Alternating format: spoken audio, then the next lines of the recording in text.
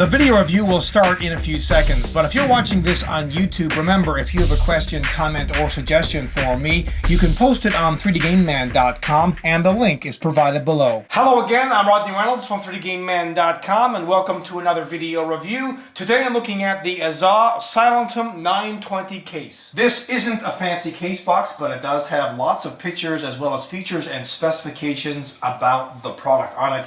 They also have a couple of carry holes, one on either side of the box. Now let me open it up and see what's inside. The case is packaged very well with styrofoam on either end, and the case itself is in a plastic bag. They include a user's manual, and on the inside of the case there's this bag, and inside of it there's a couple of cable ties, as well as a 5 1/4 inch to 3 1/2 inch drive bay adapter, and screws, as well as a speaker. This is a mid-tower case. It comes in two different colors, black and white. It's mainly comprised of steel, but there's also plastic parts as well as acoustic dampening material on the inside. At the front there's a door which swings open to reveal four 5 1/4 inch drive bays, and while this looks like a 5 1/4 inch drive bay, it is not. Behind here is a 3 1/2 inch drive. Now the top 5 1/4 inch drive bay has this flip down 5 1/4 inch drive bay cover,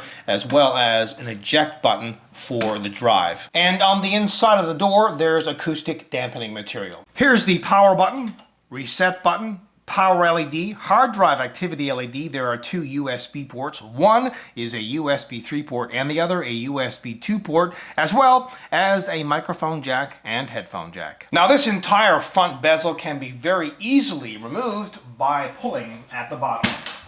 At the front bottom, they include a 120mm intake fan and as well a removable dust filter. And note the ventilation holes on the front bezel, and that's to allow this 120mm fan to intake cool air. The left and right side panels are identical, and they have this very large punch-out area. And this very large punch-out that's on each side panel is there to accommodate the very thick acoustic dampening material. At the back of the case, they include one 120mm exhaust fan. Here's where the motherboard's I/O shield plate gets installed. They include 7 ventilated expansion slots, extra ventilation, as well as 2 grommeted holes, and these holes are there to accommodate cables and or tubes. At the bottom is where a standard ATX power supply gets installed, and they include 4 thumb screws, 2 on each side panel. This case fits micro ATX and standard ATX form factor motherboards, and while there isn't a tremendous amount of room to work on the inside, it's pretty common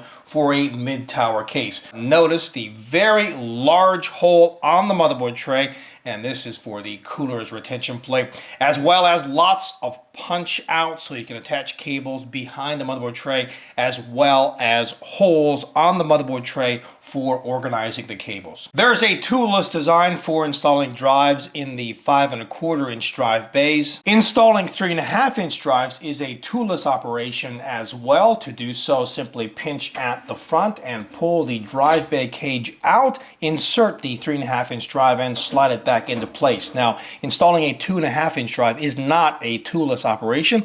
Just use the included screws to do that. You can install up to 5 2 1/2 inch drives or 5 3 1/2 inch drives. As well, there's acoustic dampening material at the bottom. There's also acoustic dampening material at the top of the case. You can fit a video card that is up to 30 centimeters in length. The power supply length is the same pretty much, except you have this acoustic dampening material at the bottom. Now, as for CPU cooler height, you can fit a CPU cooler that is anywhere between 16 to 17 centimeters in height. And they have thumb screws on the expansion slots, which in my opinion is just as good as any fancy toolless expansion slot design. It works, it's simple, and it will make installing and removing cards very easy. It's great that they included 4 high feet, and these will come in handy, especially if you're putting the case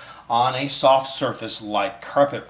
They include a removable dust filter for the power supply's fan, and speaking of fans, if you remove the acoustic dampening material right here that's on the inside of the case, you can install an optional 120mm or an optional 140mm fan, but they do not include a removable dust filter. To recap, they include two fans, one 120mm intake fan at the front and one 120mm exhaust fan at the back. Now, have a listen to the stock cooling.